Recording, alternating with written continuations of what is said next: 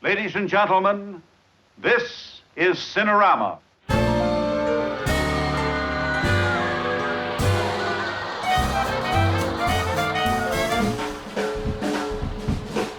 On September 30th, 1952, at the Broadway Theater in New York City, Cinerama was shown to a public audience for the first time. Up to that point, most movies looked like this. Punch! Punch! The 1950s brought about a widescreen revolution in Hollywood, with most studios creating their own variation. But it was Cinerama that started it all by delighting both audiences and critics with the release of This is Cinerama in 1952. But what is Cinerama? It's not exactly something that we see very often today, making it hard to truly understand the impact it had on filmmaking. In this video, I'll be covering the technique of Cinerama, its history, and its drawbacks. Now, let's get started. Cinerama was a process where 3 images were projected simultaneously on a curved screen to create one ultra-widescreen image. To film these images, Cinerama designed a capturing device that was 3 interlock cameras equipped with a 27mm lens. This was roughly equivalent to the focal length of the human eye.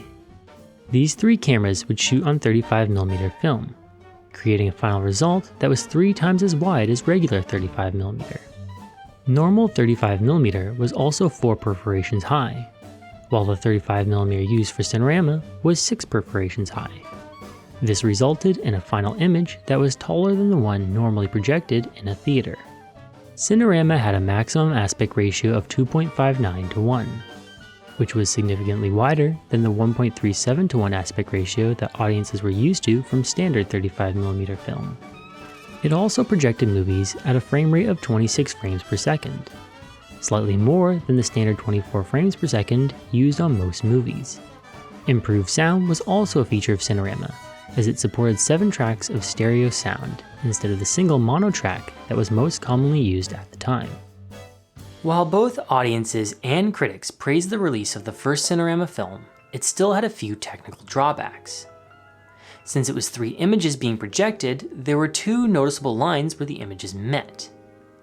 Techniques were used to try and minimize these lines, but ultimately they were still noticeable. Also, if a problem occurred with one of the projectors, it could cause the image to go out of sync with the other 2. The 3 projectors also required a team of 5 people to operate, instead of the 1 person that could operate a normal projector. The camera to shoot Cinerama was also very limiting. It was impossible to use zoom lenses, since the 3 images would no longer match. Distortions were also a common problem, making it difficult to shoot 2 actors talking to one another on screen at the same time. The distortions would make it seem like the actors were looking past each other instead of at each other. Cinerama came at a time when television was challenging movies for an audience. It created a huge spectacle that people couldn't get in their own home with television. Unfortunately, due to the challenges of filming with a Cinerama camera, only 2 narrative features were ever filmed using the 3-strip process. These were The Wonderful World of Brothers Grimm and How the West Was Won, both released in 1962. Before this, all the features that had been shot using the 3-strip process were travelogues or documentaries.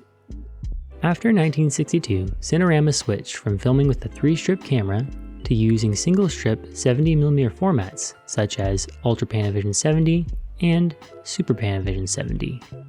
Special lenses and prints were used to project these formats onto the curved screen. Movies that were released in Cinerama using these formats included The Greatest Story Ever Told and 2001: A Space Odyssey. By the beginning of the 1970s, Cinerama was starting to disappear as an exhibition format. Today, there are only a few theaters that can even show true 3-strip Cinerama films. However, its legacy can still be seen in movies today. It began the revolution that led to the widescreen formats that we currently enjoy.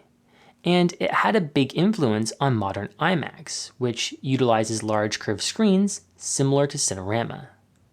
I hope this gives you an idea of how big an impact Cinerama had on filmmaking. Thanks for watching.